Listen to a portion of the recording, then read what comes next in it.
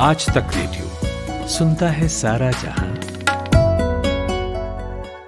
Corona virus pandemic इतना ज्यादा सुर्खियों में रहा कि मानो बाकी हेल्थ प्रॉब्लम्स जैसे ठीक हो गई हों। लेकिन आप तो जानते ही हैं, भारत में पहले से ही कई सारी हेल्थ प्रॉब्लम्स चली आ रही हैं। कैंसर, इस बीमारी का तो नाम सुनते ही डर लगता है। लेकिन दोस्तों, आजकल साइंस ने इतनी तरक्की कर ली है कि हर समस्या का कुछ न कुछ इलाज तो निकल ही आता है। तो कैंसर को गंभीरता से लेने की जरूरत तो बिल्कुल है ही, लेकिन जिस तरह से फिल्मों में उसे प्रोजेक्ट कर दिया जाता है, उतना गंभीर तो ये नहीं है रहा। फिल्मों में ऐसे पेश कर दिया जाता है कि जैसे अगर आपको कैंसर है तो मतलब this is end of your life.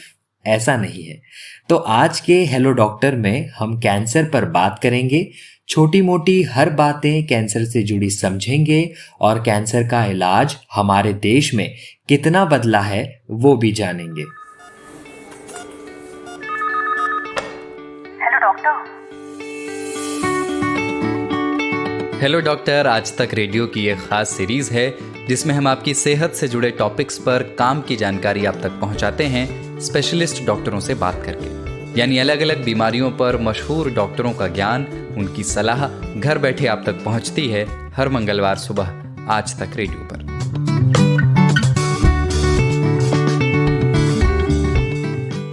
नमस्कार, आप आज तक रेडियो पर हेलो डॉक्टर सुनना शुरू कर चुके हैं मेरे यानी प्रतीक वाघमारे के साथ। भारत में कैंसर का रोग भले ही हर साल लाखों जिंदगियां ले रहा हो, लेकिन दुनिया की तुलना में भारत में कैंसर के मरीजों की संख्या अब भी 1/3 ही है। लेकिन अगर सावधानियां बरती जाएं तो इसे कम किया जा सकता है। क्या आप जानते हैं, भारत में पिछले 4 साल में कैंसर पेशेंट्स का आंकड़ा लगभग 10% बढ़ गया है। ये data national cancer registry programme report 2020 का है, जिसके अनुसार देश में कैंसर के 13,90,000 मामले हैं और ये आंकड़ा 2025 तक 15,70,000 तक पहुंच सकता है।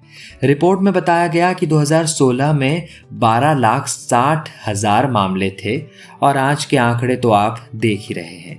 तो कैंसर को लेकर मैंने बात की डॉक्टर सचिन सुरेश जाधव से। ये ग्रुप हेड हैं haematology and bone marrow transplant HCG group of cancer centres Bangalore से।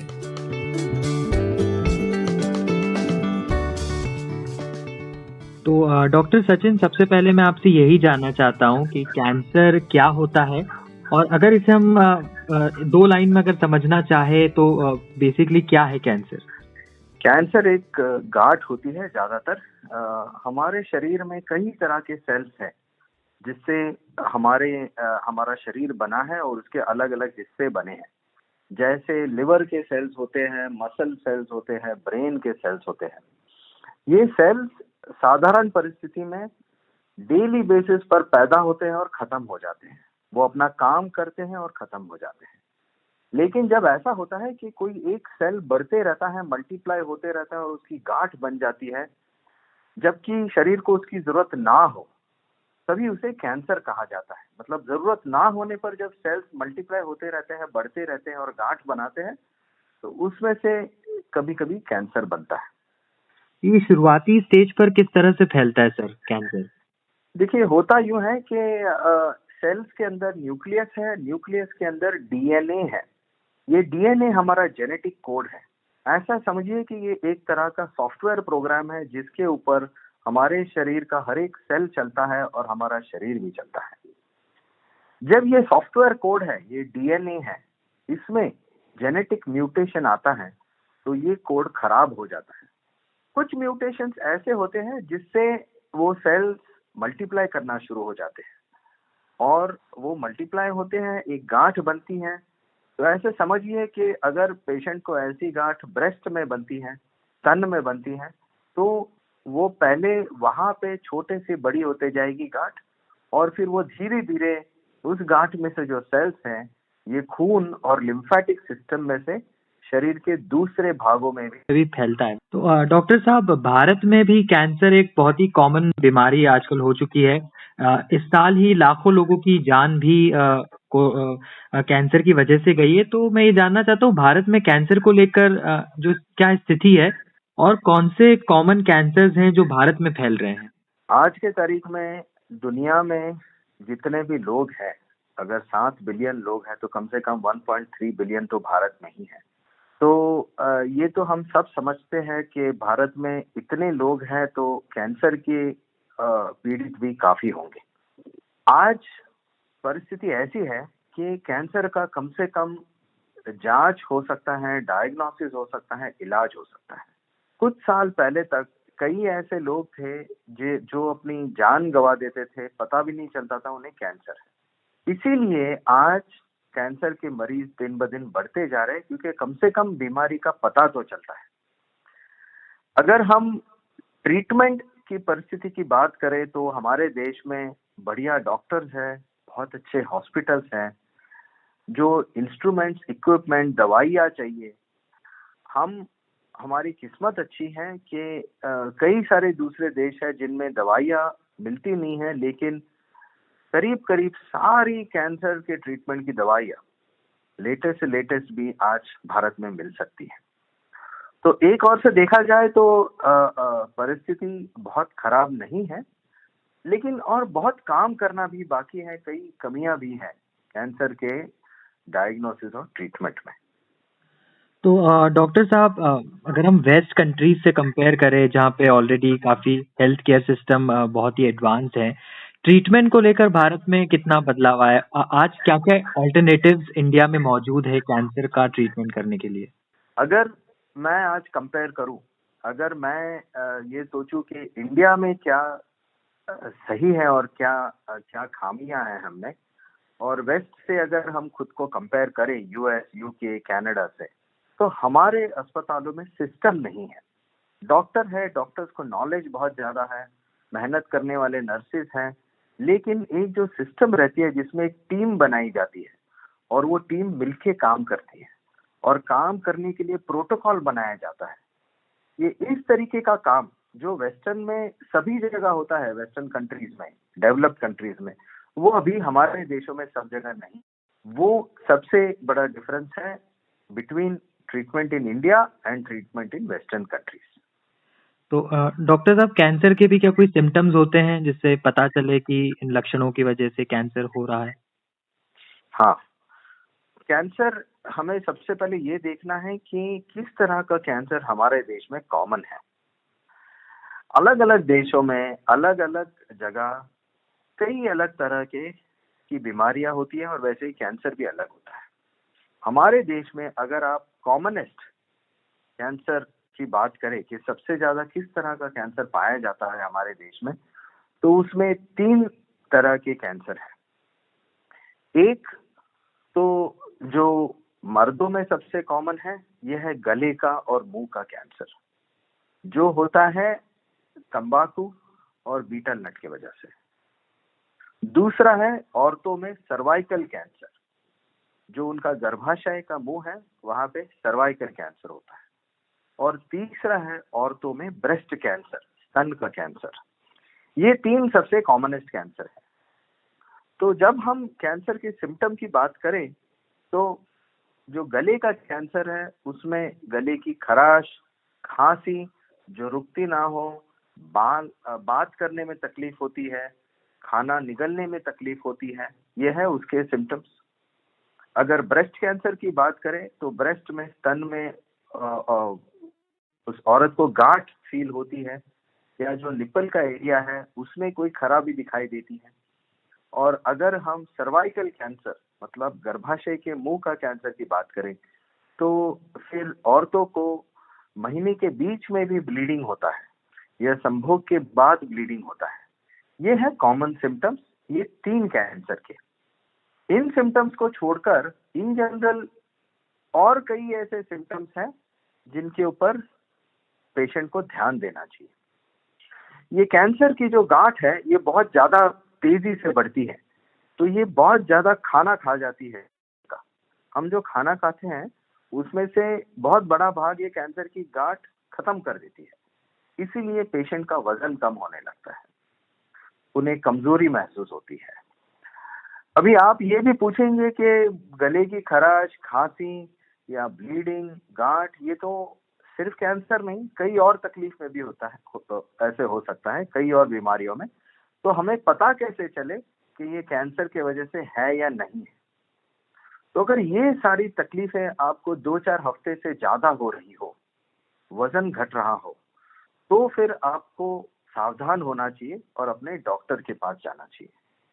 ऐसी कोई सर्दी, खांसी या ब्लीडिंग की बीमारी नहीं है जो 2-4 हफ्ते चलते रहे, वजन घटता रहे। तो अगर आपकी तकलीफ 4 हफ्ते तक सेटल ना होती हो, कम ना होती हो, तो जरूर अपने डॉक्टर को मिलिए और जांच कराएं। यानी मैं एक बार आपसे और ये जानना चाहता हूँ कि सही समय पर कैसे कैंसर की पहचान कर सकते हैं? डॉक्टर के पास कब व्यक्ति जांच के लिए जाए, कब उसे ये महसूस हो जाएगा कि अब मुझे डॉक्टर के पास जाना चाहिए और कैंसर को लेकर खासकर जांच करवानी चाहिए? ये मालूम कैसे पड़ेगा? ये मेरे हिसाब से 1 महीना, 4 हफ्ते, ये सही टाइम है। अगर 1 महीने के अंदर आपको जो भी तकलीफ हो रही है, फिर वो भले एसिडिटी ही क्यों ना हो, फिर वो भले लूज मोशन ही क्यों ना हो, या कब्ज की तकलीफ भी क्यों ना हो, अगर ये 1 महीने से ज्यादा चल रही है तो आप उसको इग्नोर ना करें और डॉक्टर के पास चले जाएं।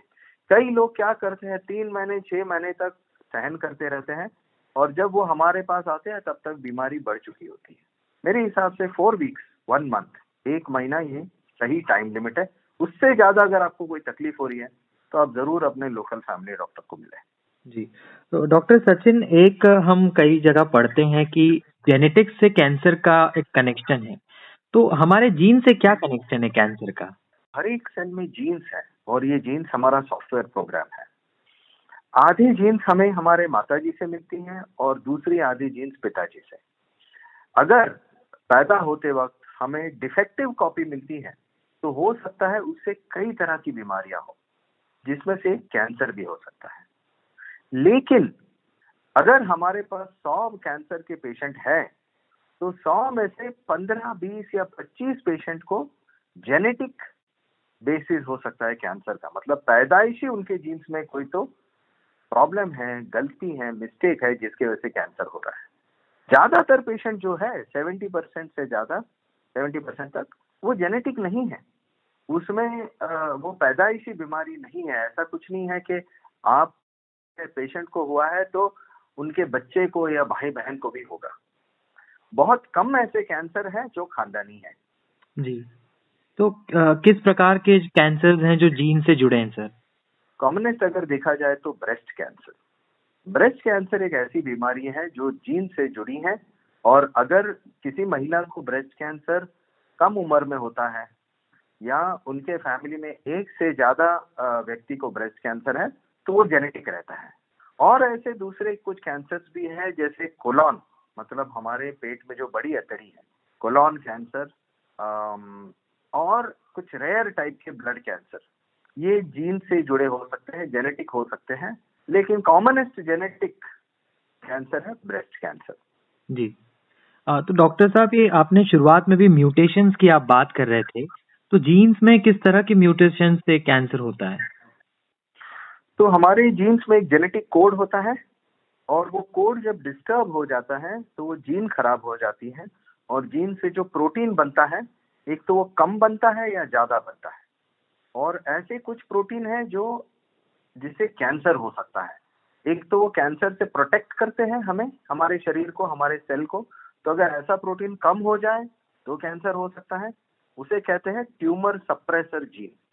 माने ऐसा प्रोटीन जो नॉर्मली हमारे शरीर को, हमारे सेल को कैंसर से बचाता है। अगर उस प्रोटीन के जीन में खराबी आती है तो उस प्रोटीन का प्रमाण कम हो जाता है सेल में और कैंसर हो सकता है। उसका उल्टा है, ऑपोजिट एंड पे है ऑन्कोजीन। ऑन्कोजीन माने कुछ प्रोटीन ऐसे हैं जो कैंसर कर सकते हैं, करवा सकते हैं, अगर उनमें जेनेटिक म्यूटेशन आता है। तो इस तरह के कई अलग अलग म्यूटेशंस हैं जो हमारे प्रोटीन की हमारे सेल की बायोलॉजी को अफेक्ट करते हैं और जिनसे कैंसर हो सकता है। ज्यादातर अगर आप कैंसर देखें तो बहुत सारे कैंसर जो है, मेजॉरिटी कैंसर, उनमें एक नहीं कई सारे जेनेटिक प्रॉब्लम्स रहते हैं, कई सारे म्यूटेशंस रहते हैं, और ये सब मिलकर कैंसर क्रिएट करते हैं। जी, तो डॉक्टर इसे डायग्नोज कैसे किया जा सकता है? कैंसर को डायग्नोज करने के अलग अलग स्टेजेस हैं। सबसे पहले हम क्या कर सकते हैं कि कम्युनिटी में जो लोग हैं जिन्हें कोई किसी तरह का सिम्टम नहीं है, उन्हें कोई तकलीफ नहीं हो रही है, लेकिन उनमें जो कॉमन कैंसर है, जैसे अगर कोई तंबाकू खाता है, पान मसाला खाता है, तो हम कम्युनिटी स्क्रीनिंग कर सकते हैं ऐसे लोगों की। तो हम उनका चेकअप कर सकते हैं, मुंह में, गले में कहीं कोई गांठ तो नहीं बढ़ रही है।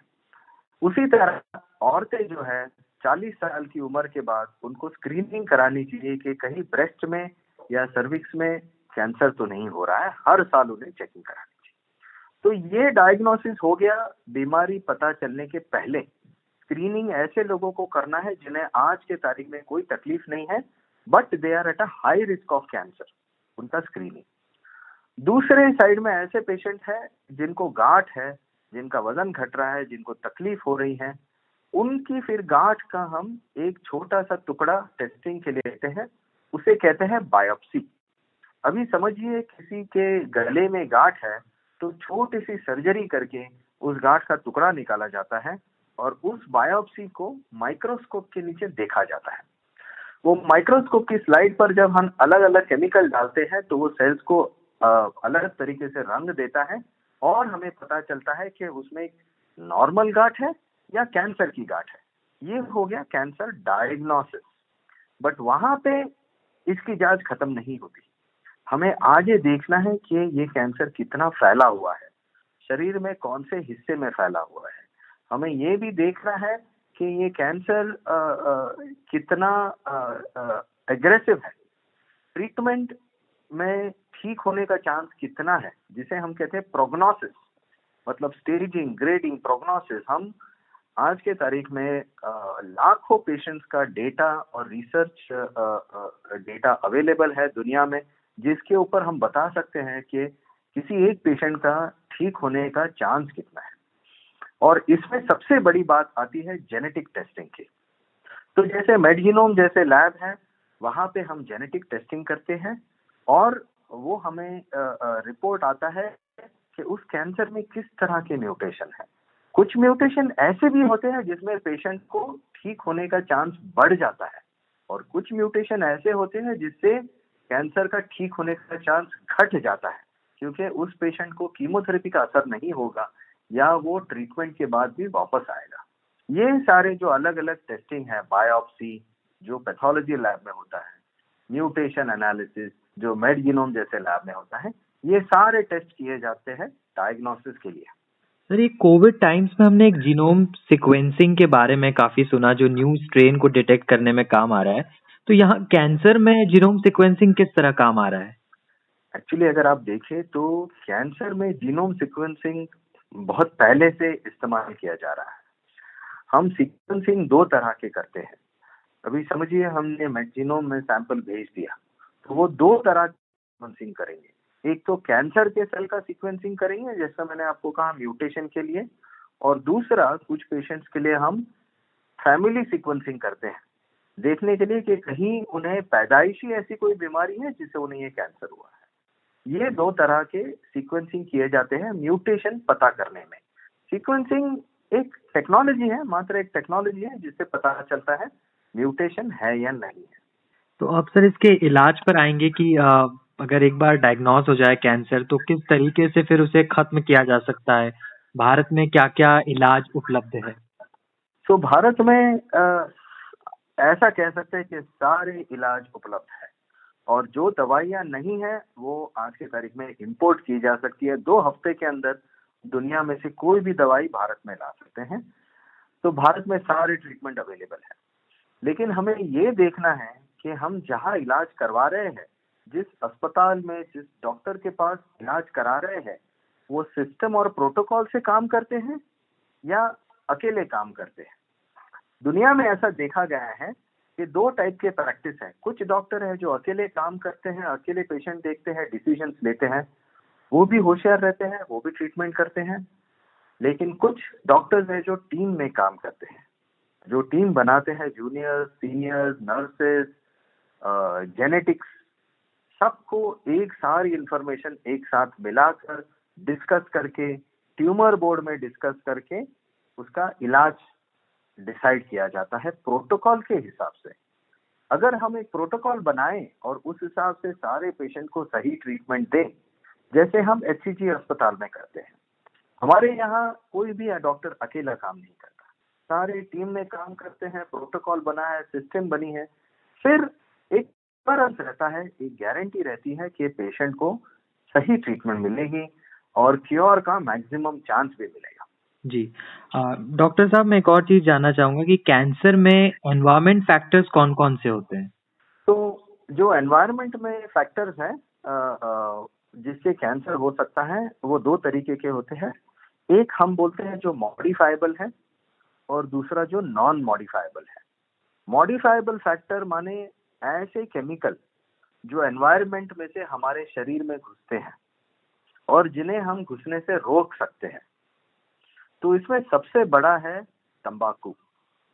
तंबाकू एक तो सिगरेट के तरीके से या पान मसाला, पान, गुटखा के तरीके से जब शरीर में जाता है तो उसमें कई तरह के ऐसे केमिकल है जिससे कैंसर हो सकता है।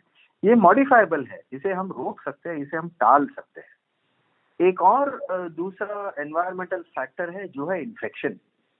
ऐसे कुछ वायरसेस हैं जैसे हेपेटाइटिस सी वायरस जो इन्फेक्शन करके लिवर कैंसर कर सकते हैं, ठीक है। कुछ एनवायरमेंटल फैक्टर्स हैं जो नॉन मॉडिफाइबल है, जिनको खुद टाल नहीं सकते, जो हमारे शरीर पर असर करते हैं, हमारे शरीर में केमिकल जाते हैं। और ऐसा समझा जाता है कि पानी, जमीन, खाना, कॉस्मेटिक्स, ये सब में शायद ऐसे कुछ ना कुछ केमिकल्स हैं जिससे कैंसर होता होगा, लेकिन अभी तक हमारे पास उसके ऊपर बहुत ज्यादा रिसर्च नहीं है। हाँ, हम ये जानते हैं कि जो रेडिएशन है, जैसे जापान में जब एटम बॉम्ब गिरा था तो वो रेडिएशन से एक एनवायरमेंटल रिस्क फैक्टर बना था और हजारों लोगों को कैंसर हुआ था। तो अगर बाय चांस कोई ऐसे एरिया में रहता है जहाँ पे जमीन में से ज्यादा रेडिएशन निकलता है तो शायद उनको कैंसर हो सकता है, और वो नॉन मॉडिफाइबल है क्योंकि वो पता करना और उसको चेंज करना भी मुश्किल है। ओके। तो डॉक्टर साहब, आखिर में 2-3 मिथ्स के बारे में आपसे जानना चाहूंगा। एक बहुत ही कॉमन है भारत में, कई सारी अफवाहें किसी भी चीज को लेकर बहुत तेजी से फैलती है। तो कई लोग ये कहते हैं कि बायोप्सी, जिसके बारे में भी हम डिस्कस कर रहे थे, उससे ही कैंसर फैलता है। इस बात में कितनी सच्चाई है? गलत है ये। बायोप्सी सबसे जरूरी है। इनफैक्ट होता यूं है कि कुछ डॉक्टर पहले प्रॉपर बायोप्सी नहीं लेते, वो सिर्फ सुई डाल के थोड़े से सेल्स निकालते हैं टेस्टिंग करने के लिए। ऐसे टेस्ट ही गलत है। हमें सही टाइम पे सही पेशेंट के लिए सही टेस्ट और सही ट्रीटमेंट करनी है, तभी हम मैक्सिमम पेशेंट को क्योर कर सकते हैं। और सबसे सही टेस्ट है बायोप्सी। उसके बगैर ना डायग्नोसिस हो सकता है, ना सही ट्रीटमेंट प्लान हो सकता है, और उससे कैंसर नहीं फैलता। आप बिना झिझक अपनी टेस्ट कराएं। ओके। क्या सर कैंसर का इलाज दर्दनाक होता है, पेनफुल है? Not at all. अगर हम कैंसर का इलाज देखें तो कैंसर के इलाज में 4 टाइप के ट्रीटमेंट होते हैं। एक है सर्जरी, मतलब अगर गांठ एक ही जगह हो, ज्यादा फैली ना हो, तो ऑपरेशन करके निकाली जाती है, और ऑपरेशन होता है एनेस्थीसिया में, राइट। तो दर्द नहीं होता, ऑपरेशन के बाद भी कोई खास दर्द नहीं होता। दूसरी ट्रीटमेंट है रेडिएशन, मतलब जो किरण होते हैं, एक्सरे, वो रेडिएशन से कैंसर के सेल्स को मारा जाता है, उसमें भी दर्द नहीं होता। तीसरा है कीमोथेरेपी। कीमोथेरेपी में हम क्या करते हैं, गोलियां या इंजेक्शन देकर खून में दवाई देते हैं ताकि शरीर में फैला हुआ, दूर दराज शरीर के भागों में फैला हुआ कैंसर के सारे जो सेल्स हैं वो मर जाएं। कीमोथेरेपी में भी दर्द नहीं होता है। और लास्ट है बोन मैरो ट्रांसप्लांट। कुछ पेशेंट्स हैं जिनका cancer, most importantly blood cancer cure, lymphoma, myeloma cure करने में बोन मैरो ट्रांसप्लांट की जरूरत होती है, उसमें भी दर्द नहीं होता। तो ये गलत है कि दर्द होता है। दर्द कैंसर से होता है, उसके इलाज से नहीं होता। बिल्कुल, ये बात सही है कि डर तो कैंसर से होता है, इलाज से नहीं होता है। आखिर में मैं डॉक्टर सचिन ये जानना चाहूंगा कि कैंसर के इलाज के बाद भी कई लोग कहते हैं कि साल भर बाद आपको कैंसर हो ही जाता है। वो डिपेंड करता है किस तरह का कैंसर पहले हुआ था और वो कितना फैला हुआ था। आज ज्यादातर पेशेंट कैंसर के अगर वो सही टाइम में आते हैं तो वो परमानेंटली क्योर हो जाते हैं, वापस बीमारी नहीं आती। लेकिन जब पेशेंट लेट आते हैं, बीमारी फैली हुई है, ट्रीटमेंट सही लेते नहीं है, साइड इफेक्ट से डरते हैं, फिर वो बीमारी वापस रिटर्न आने का चांस बढ़ जाता है, रिलैप्स का चांस बढ़ जाता है। अब पेशेंट में रिलैप्स नहीं होता। ओके, डॉक्टर सचिन, बहुत बहुत शुक्रिया आपका हमसे बातचीत करने के लिए। काफी डिटेल्ड डिस्कशन और बढ़िया डिस्कशन रहा है। आपका बहुत बहुत शुक्रिया। Thank you so much. Pleasure.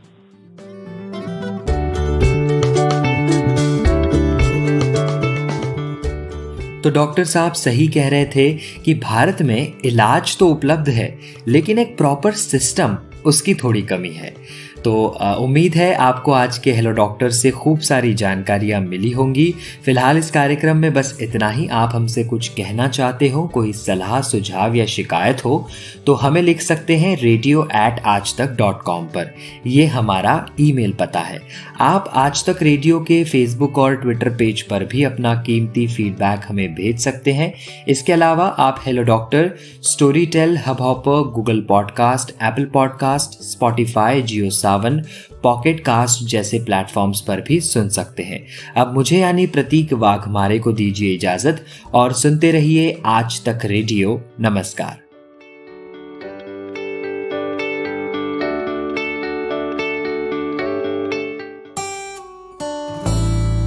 एक तार म्यूजिक का और एक तार पोएट्री का, दोनों मिल जाएं तो क्या बनता है? दो तारा। मैं हूँ चिन्मयी और मैं हूँ जोएल। हम गाते हैं, सुनाते हैं कविताएं, कभी गिटार पर तो कभी बांसुरी पर, और कभी अपने घर में पड़े हुए बक्से की थाप पर। तो सुनिए हमारा दो तारा, सिर्फ आज तक रेडियो पर।